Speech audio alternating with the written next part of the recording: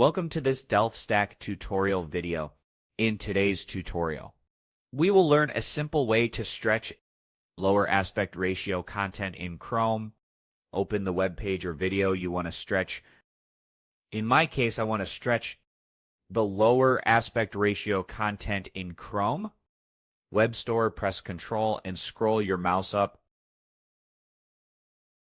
to increase the size and scroll it down to decrease the size. You can also press Ctrl and plus on your keyboard to increase the size as you desire, or Ctrl and minus to decrease the size. This method works instantly, requires no extension, and is an easy way to make lower aspect ratio content appear larger in your browser. We just stretched lower aspect ratio content in Chrome by using the built-in zoom feature, making the content fill screen easily. Thanks for watching.